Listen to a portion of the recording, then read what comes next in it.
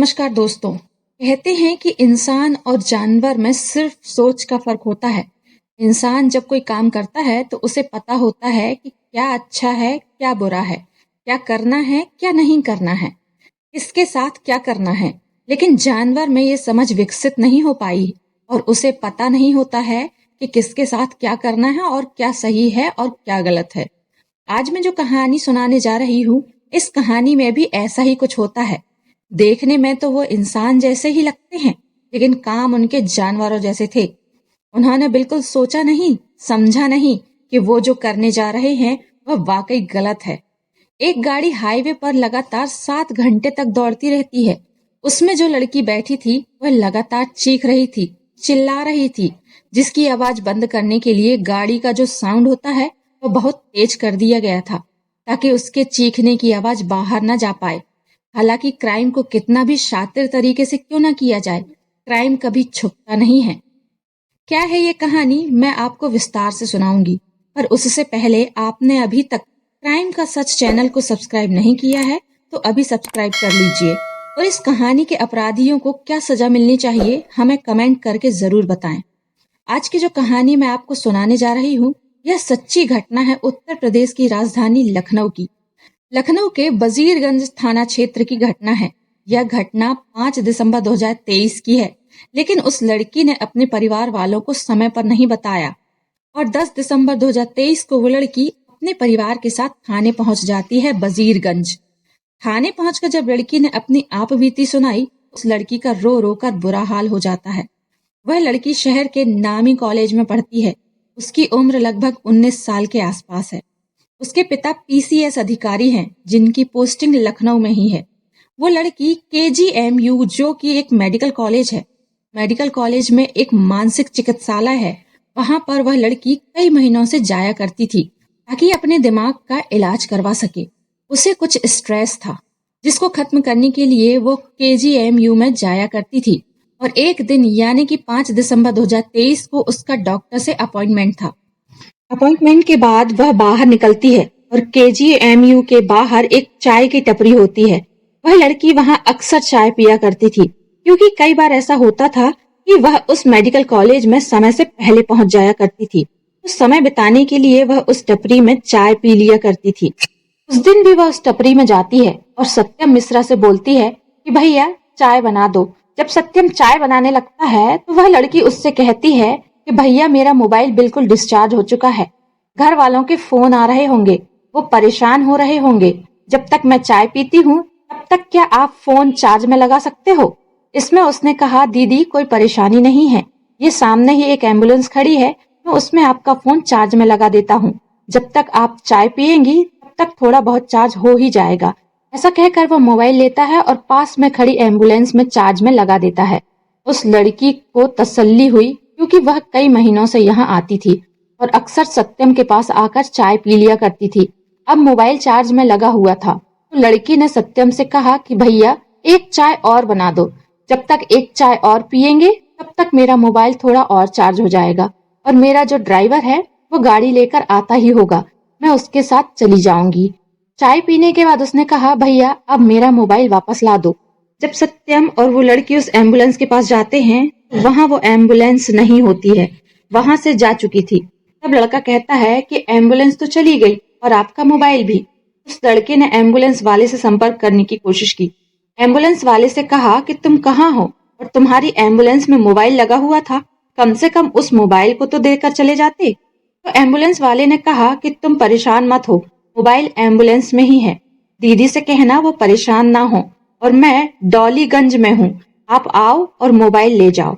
अब जैसे ही सत्यम उस लड़की को लेकर डॉलीगंज पहुंचता है तो वहां जाकर पता चलता है एम्बुलेंस डॉलीगंज में नहीं है, वहां से जा चुकी है। लेकिन वहां पर एक लड़का और मिलता है जो कुछ देर पहले ही सत्यम की चाय की दुकान पर चाय पी रहा था। उसको देखकर लड़की कहती है, ये भैया तो अभी थोड़ी देर पहले तुम्हारी दुकान पर चाय पी रहे थे। तो सत्यम कहता है, हाँ ये मेरा दोस्त है और ये भी मोबाइल को लेकर परेशान हो गया था, इसलिए ये भी यहाँ आ गया। अब एम्बुलेंस वाले से फिर पूछा कि तुम कहाँ हो? तो एम्बुलेंस वाले ने कहा कि एम्बुलेंस अब आईटी चौराहे के पास पहुंच चुकी है, तुम परेशान मत हो। इस बीच एक वैगनार कार आती है और वैगनार कार में उस लड़की को बिठाया जाता है। और कहा जाता है कि आईटी चौराहे तक चलते हैं, वहां जाकर तुम्हारा मोबाइल मिल ही जाएगा, परेशान मत हो। अब तक तो तुम्हारा मोबाइल काफी हद तक चार्ज भी हो गया होगा। अब गाड़ी के अंदर 3 लोग थे। एक लड़का जिसका नाम सत्यम होता है, दूसरा लड़का जिसका नाम असलम होता है जो कि बाजार खाला एक जगह है वहां का रहने वाला है, और तीसरा लड़का जो अभी कार लेकर आया था जिसका नाम था मोहम्मद सुहेल जो कि बाजार खाला का ही रहने वाला था। 3 लड़के, एक लड़की। अब ये आईटी चौराहे की तरफ निकल जाते हैं और आईटी चौराहे में पहुंचते हैं तो वहां भी एम्बुलेंस नहीं थी। जब एम्बुलेंस वहां नहीं होती तो लड़की थोड़ा परेशान हो जाती है। वह अभी तक नहीं समझ पा रही थी। तब उन्होंने कहा कि एम्बुलेंस बाराबंकी रास्ते की तरफ गई है, चलो उधर चलते हैं। तो अपनी वैगनर कार लेकर वो लड़के उस लड़की को लेकर बाराबंकी की तरफ चले जाते हैं। बाराबंकी की तरफ वहां पर एक सफेदाबाद एक जगह है। काफी वक्त हो चुका था, मतलब 1-2 घंटे बीत चुके थे। तो लड़कों ने कहा, दीदी आपको भूख लगी होगी, थोड़ा बहुत कुछ खा लेते हैं, तसल्ली हो जाएगी, फिर चलते हैं। अब वे उस लड़की को एक ढाबे में ले जाते हैं और कुछ खाने को मंगाते हैं, और खाना खाने के बाद वो उस लड़की को कार में वापस ले आते हैं। अब खाना खाने के बाद उस लड़की की हालत पहले जैसे नहीं थी। उसे ऐसा लग रहा था जैसे नींद आ रही है। यानी कि खाने के साथ उस लड़की को कुछ नशीला पदार्थ भी दिया गया था, जिसे पीने के बाद अब उस लड़की की हालत पहले जैसी नहीं थी। अब वह काबू में आ सकती थी। तभी उन लड़कों ने उस लड़की के साथ बदतमीजी करना शुरू कर दिया।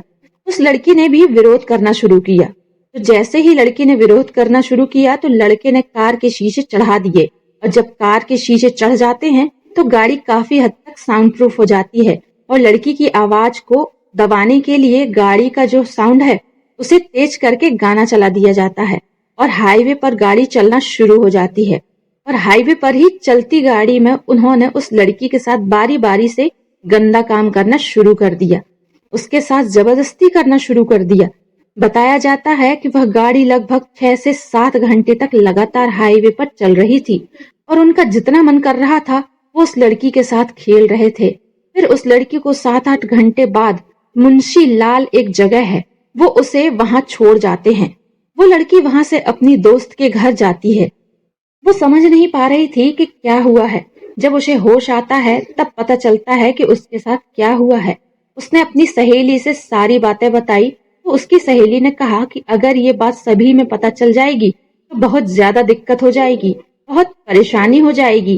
फिर वह लड़की अपने घर, जो कि विभूति खंड गोमती नगर इलाका है, जो कि शहर का सबसे पॉश इलाका है, यहाँ पर ज्यादातर अधिकारी ही रहते हैं, वह अपने घर जाती है। जब वह परेशान रहती है, तकलीफ में रहती है, तो उसकी माँ उसकी परेशानी समझ जाती है और बार बार पूछती रहती है, बेटा क्या हुआ, तुम परेशान क्यों हो, तुम्हारे साथ कुछ हुआ है क्या? तो लड़की बहाने बना देती है। 2-4 दिन तक ऐसा ही चल रहा था, लेकिन एक दिन वह लड़की टूट जाती है और अपनी समस्या माँ को बताती है। 10 दिसंबर 2023 को लड़की और उसके परिवार वाले थाने जाते हैं और अपनी समस्या बताते हैं। तो पुलिस इस मामले को बहुत गंभीरता से लेती है और सत्यम को और उसके जो साथी होते हैं, मोहम्मद सुहेल और मोहम्मद असलम, उनको भी गिरफ्तार करती है। और गिरफ्तारी के बाद वो ये सब कहानी बयां करते हैं। मोबाइल चार्जिंग के बहाने इस लड़की के साथ जो कृत्य हुआ था, इससे पूरे लखनऊ में हड़कंप मच जाता है। गिरफ्तारी के बाद लड़कों को जेल भेज दिया जाता है और लड़की का मेडिकल परीक्षण कराया गया। लड़की पहले से ही स्ट्रेस में थी। इस घटना के बाद उसके दिमाग में और भी ज्यादा असर हुआ। उस लड़की को अस्पताल में भर्ती कराया गया है। 11 से 12 तारीख तक उसे अस्पताल में ही रखा गया ताकि उसकी काउंसलिंग की जा सके। जो हुआ वो उसे भुला सके। पता नहीं भविष्य में वह इस कृत्य को, इस घटना को कभी भूल पाएगी या नहीं भूल पाएगी। लेकिन पुलिस ने उन लड़कों को सजा दिलाने की ठानी है कि सभी को चार्जशीट लगाकर अदालत भेजा जाएगा। आरोपियों को कड़ी से कड़ी सजा दिलाने की कोशिश की जाएगी ताकि समाज में एक संदेश जा सके कि बुरे काम का बुरा नतीजा होता है, चाहे वो जो भी हो।